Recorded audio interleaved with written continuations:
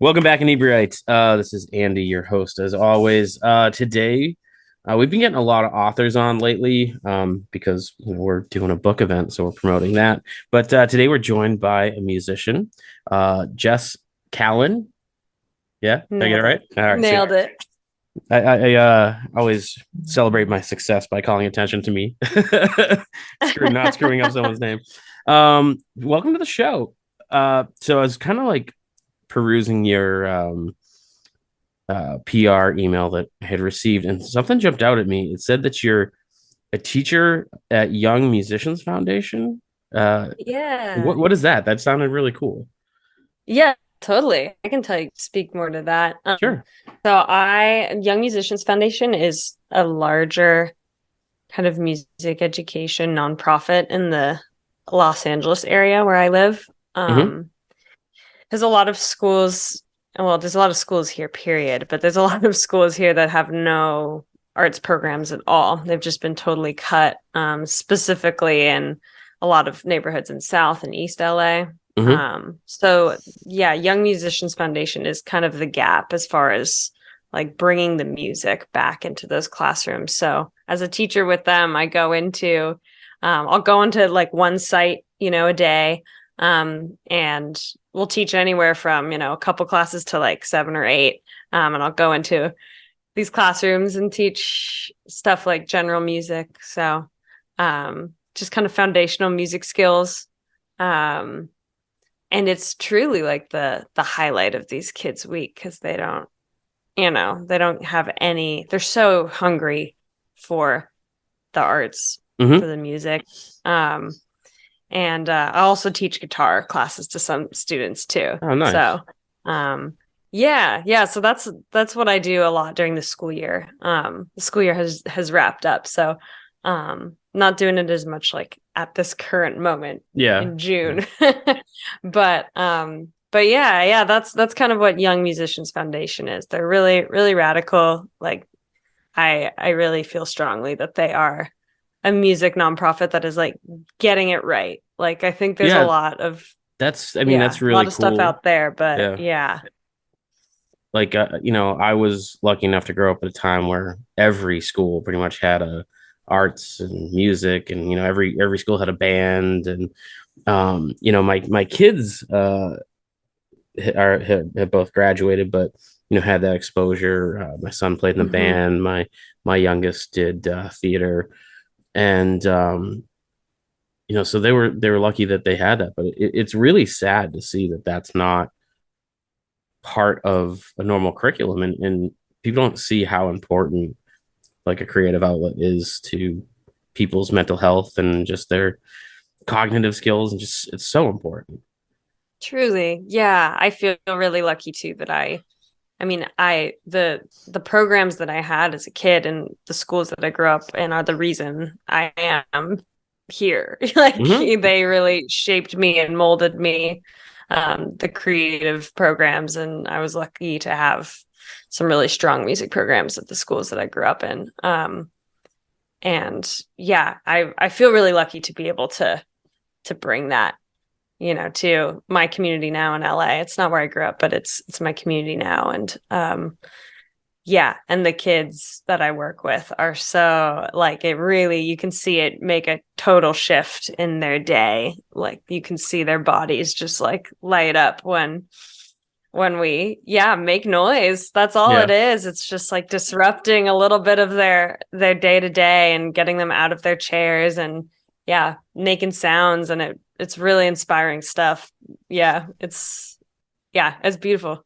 Yeah, and it's funny, like I've said it before, like I feel like really creative people are ones that have never really given up on that,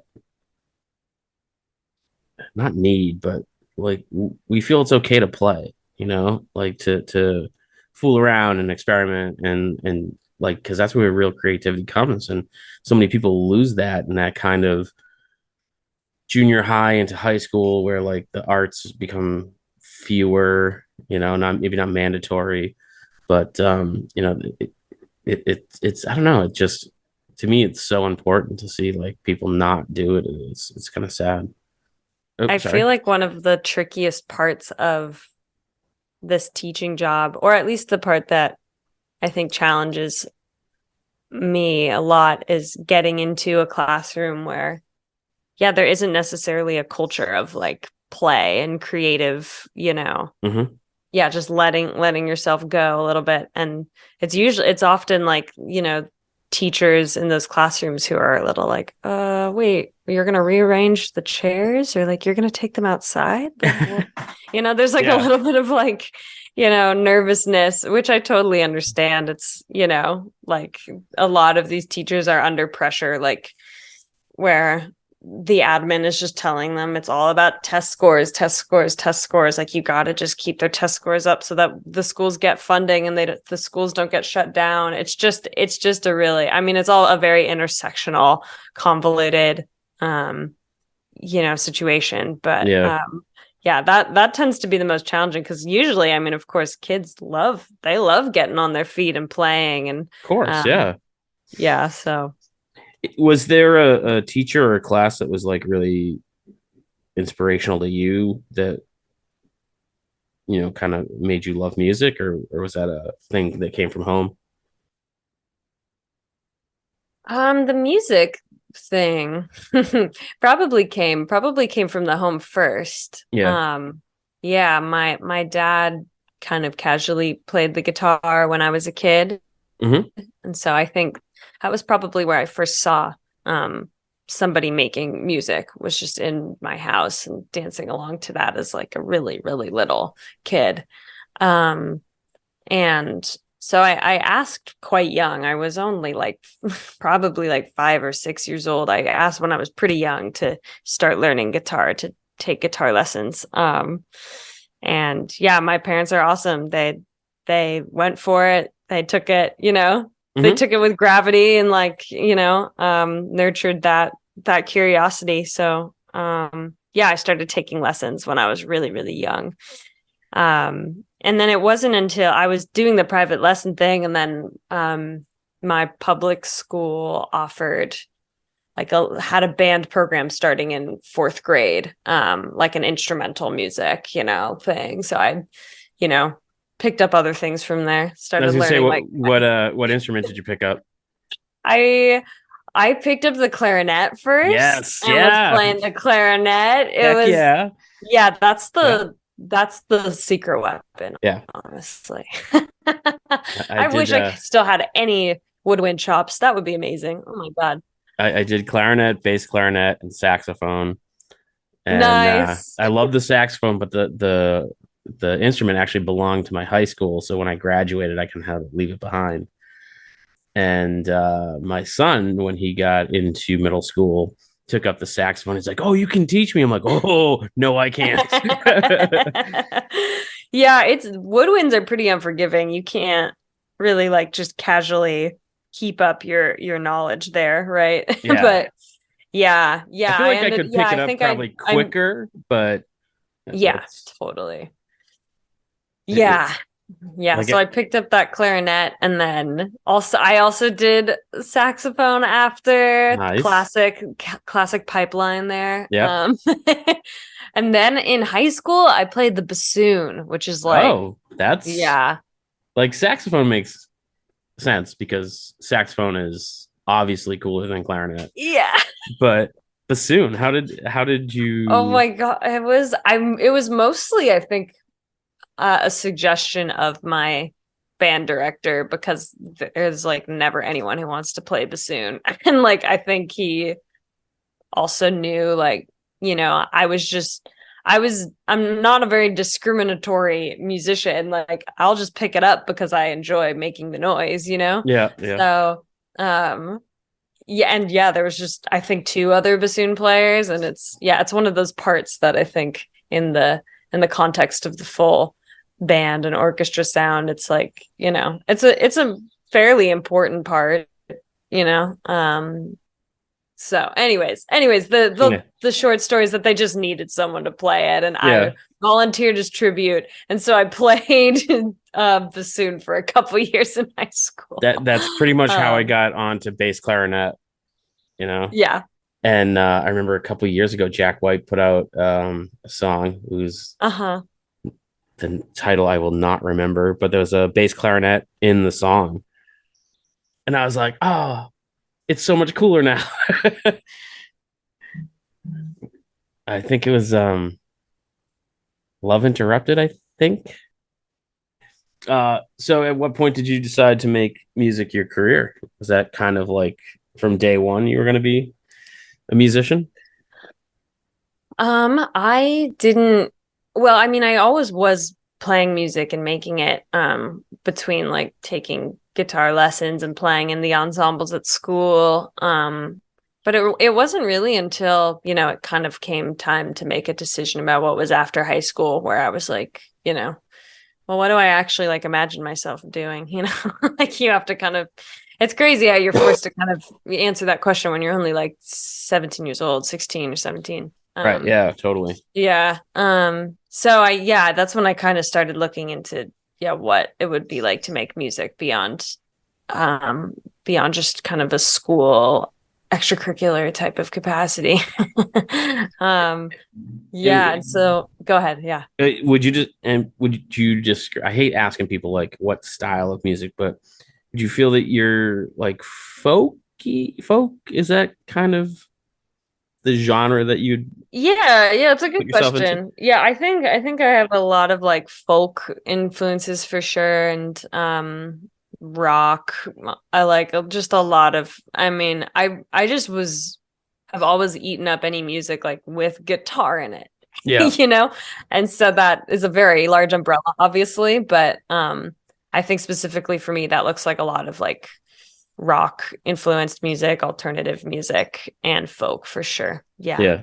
Yeah. I mean, I like it nowadays so much because those kind of, you know, five or six types of music that kind of everything was pigeonholed in when I was a kid Mhm. isn't really there anymore. And it just kind of like frees people up to listen to whatever they want to.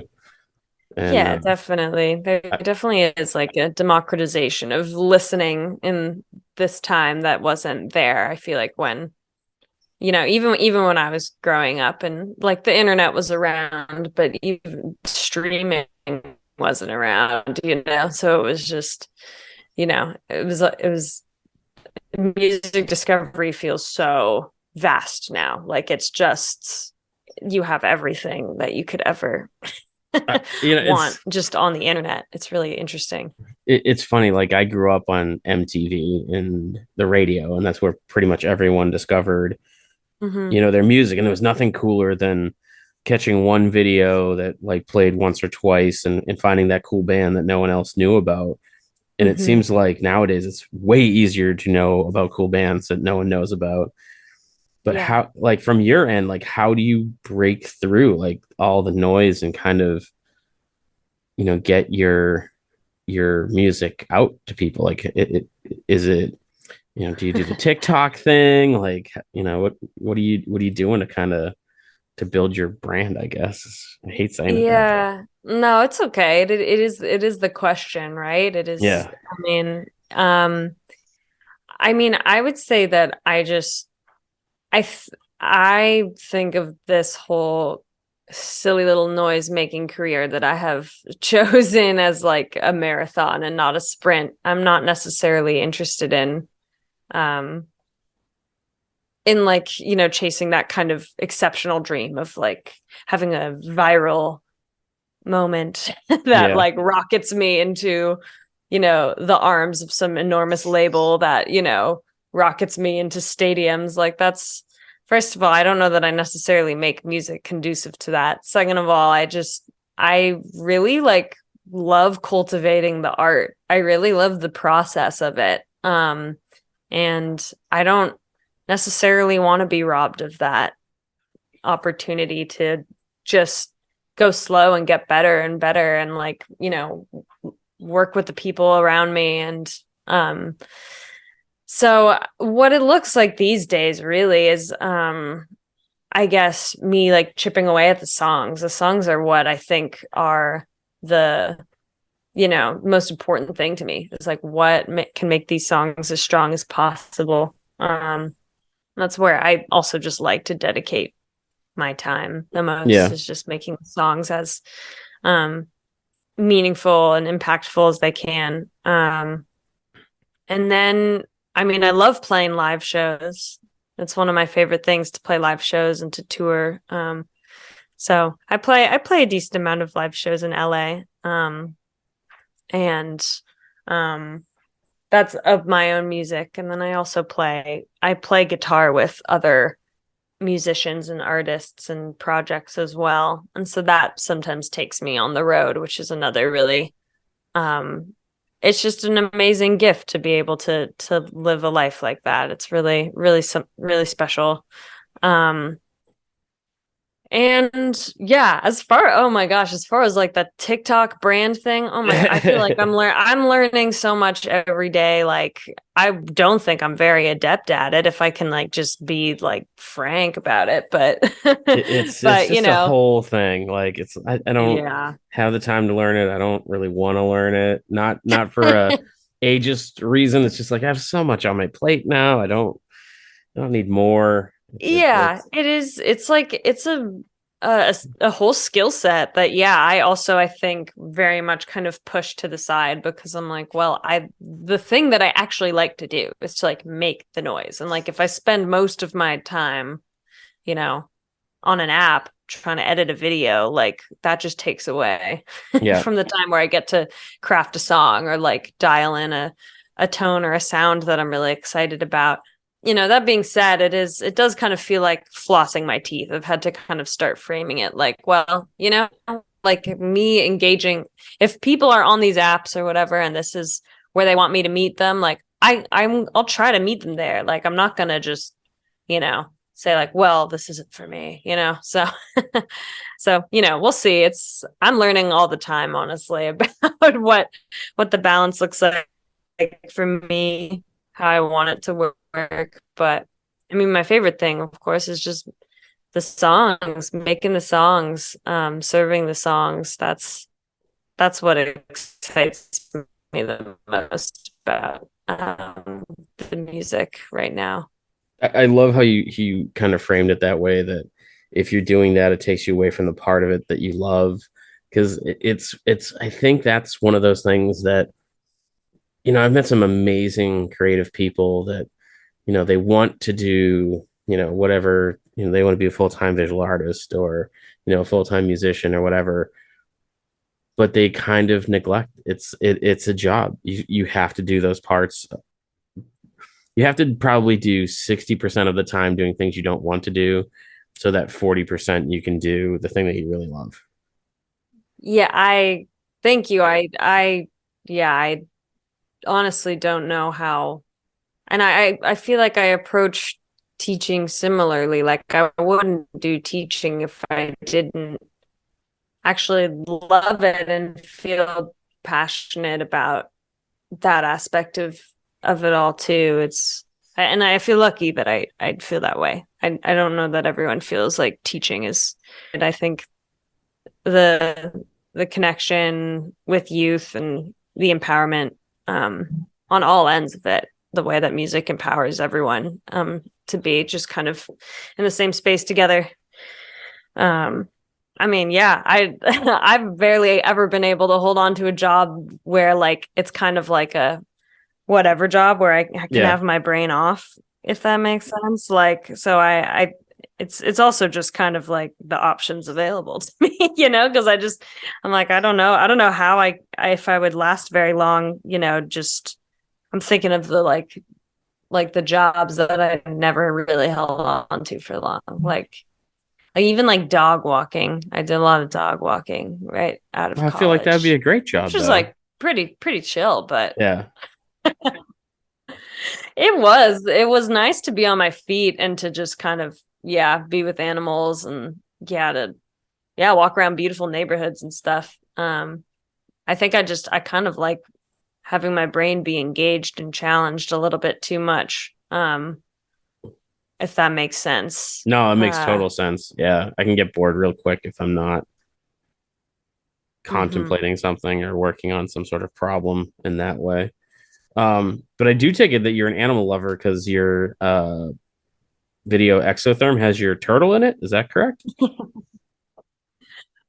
Yeah, that's right. Yeah, I do. I was just talking to somebody about this last night. Like, I feel pretty confident at this point. Like, if I like, it wouldn't take too much of a crazy turn in my life for me to just like go like full animal person. I think that's just from all the like Zaboomafoo that I watched as a kid. I was just like enamored by like animals, and my family was we were members at the San Francisco Zoo, so Oh, like that's we'd cool. go like every weekend. Like I was just, yeah, I just ate it up. And yeah, I do have a turtle. I did like write a song about the turtle, and the song turned into the title track of this record. So it's, yeah, it's safe to say that I like animals. I think that's a safe assumption to make. That's great though. I mean, I feel like I was having this conversation the other day with someone about how I'm such a dog person that someone will be like, my aunt died. I'm like, oh, I'm really sorry to hear that. And they'll be like, my dog is sick. I'll be like, oh my God, is there anything I can do to help? Once it's about a dog, Yeah, I'm like, oh my God, this is an emergency. But totally. they're Yeah. just I don't know. They like us more than we like each other, I think, somehow. I don't know. It's I'm very Yeah. much a dog person. Um, why a turtle?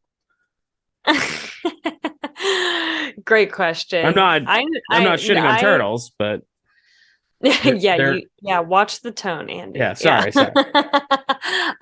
No, I never really like thought of I never sought out to like be a turtle owner, to be the guardian of a turtle.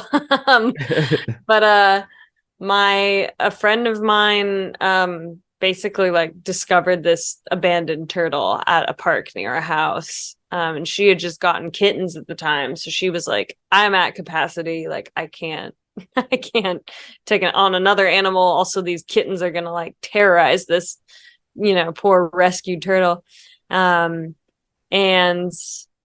so it kind of ended up in my hands, mostly because of this friend group that I was in. I had the most outdoor space at the house Yeah. that I rent. And so I, my partner and I built like a little, it's essentially a raised bed, but the Hmm. turtle lives in it.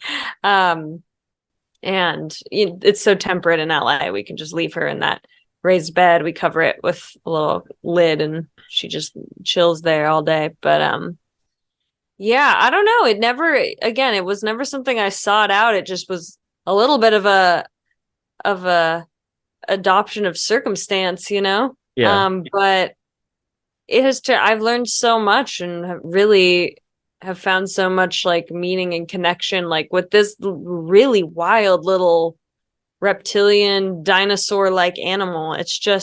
She's just crazy. She's like unlike any creature I've ever interacted with, I guess, because I mostly have interacted with, dogs and cats, and like, your Yeah. standard your standard Your kind of standard pets. pets, yeah. Yeah, exactly. I always just think of it as like, oh, it's such a not time commitment, but like a longevity commitment because Hmm. turtles last forever. Yeah, I'm gonna have to like will her to Yeah. somebody, probably. I'm like, I don't know. I don't know. I haven't even thought about that, but like how I would go about even writing a will, period. Yeah. But um yeah, no, she's gonna be my buddy for a long time. That's no question. And so you wrote a song about her. I mean, do you tend to come up with songs about stuff in your day-to-day life like that, or was this kind of a unique Yeah, I would say most of my songs are really just kind of are yeah, all based in like truths and uh of my day to day. For sure. A lot of the stuff on this forthcoming record is um I mean, a lot of it's just about like my life here in LA, and especially my life at home, because it was all during the pandemic, and that's all we had for a long time, was just, what does our home life look like? yeah. What are those little things that are occupying our days? And yeah, for me, obviously, a lot of it was like feeding this turtle, this like ritual of like going outside and, you know, sitting with this really slow moving, deliberate, bizarre animal and trying to understand it. Because yeah, I was figuring it out on the fly. Like wasn't seeking out a reptile. It just fell into my lap, and I was figuring out how to take care of a turtle, kind So of in real time. did you find that kind of COVID lockdown time like productive for your writing? I think for my writing for sure. Yeah. For writing and also yeah, even recording, it kind of forced yeah, like well there was again I the year before I was touring and kind of busy, and of course the pandemic just changes all the ways to be you can be creative, it Yeah. creates all these constraints onto what you can do and how you can do it. And so yeah, I think it did kind of force a really particular type of creativity. um Definitely like finished a lot of songs, and um yeah, to the point where it was a project. It was like enough songs to deem it, a full length project.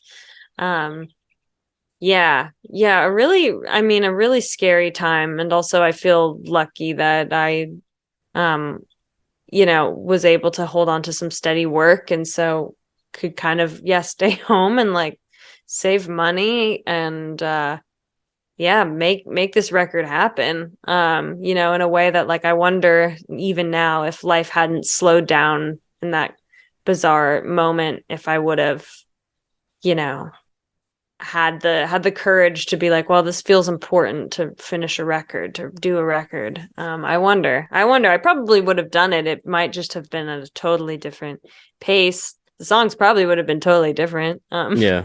It was such a weird time, and so many, things came out of it, and everyone's experience is a little different, and I think Mhm. it was definitely the catalyst to me taking Inebri-art from a side hustle to a full-time thing. But Mhm.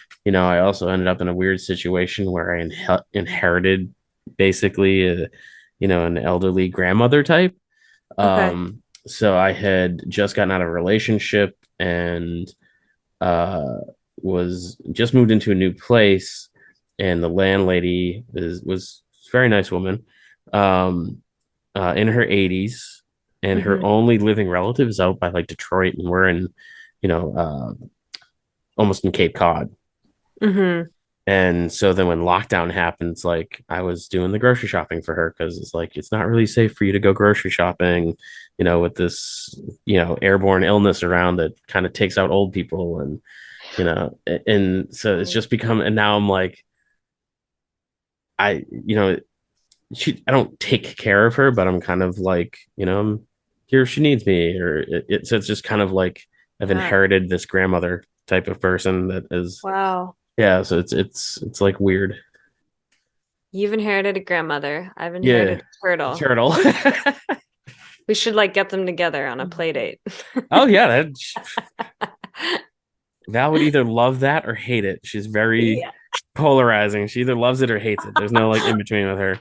Wow. Wow. I would love to see like someone really like hate this turtle. Be like, oh, it's disgusting. I Like think we're just, everyone who's ever interacted with this turtle is mostly, yeah, is yeah. even if they're like not if they don't love the turtle, they're at least like very like perplexed and like curious. Like, wow, I've never seen an animal like this. Like it's Yeah, usually now that I think about it, I'm pretty sure she'd probably love it because she is like a huge like environmentalist, and is cool. always talking about the polar bears, and you know all the endangered types. Cool. Um, but yeah, that's funny. We'll have to set up a play date when she, next time she's out in LA. Yeah, yeah, perfect. Send her my way. Cool. So are you planning on so your album comes out on the 21st. Are you planning a Yeah. local tour or anything like that to kind of, do the Yeah, well, I've got a little show lined up on the 26th in LA. That'll be really nice. And then I'm hoping to kind of do more of a like proper, tour later in the fall, later in this year. And yeah, at this point, I will say like the record itself is I'm really excited for it to be out, mostly just because it has been sitting for a while. it's been a couple years since I recorded it, and you know, um, again, I do my own music, and I also play music for a lot of other people, and so Yeah. it's one of those things where my project often I've just kind of allowed it to take the back burner. It's very easy to do that. It's easy on the ego too, just be like, well, I'll deal with that later. um, um, That's gonna be a lot of work. Let's do it later. yeah, Yeah, exactly. Like yeah. I don't even want to think about that right now. So it's kind of, yeah, it's gonna feel, I'm hoping, like a really like a like an emotional release, as well as a Yeah. record release. Just like a I'm ready for it to be out there, and yeah, I'm already kind of looking ahead to the next songs too, like what this next project is going to look like. So that feels exciting, that I'm still kind of in love with the process of it, because again, that's the part that I love. I love making the songs. I love yeah, crafting them exactly how I like them.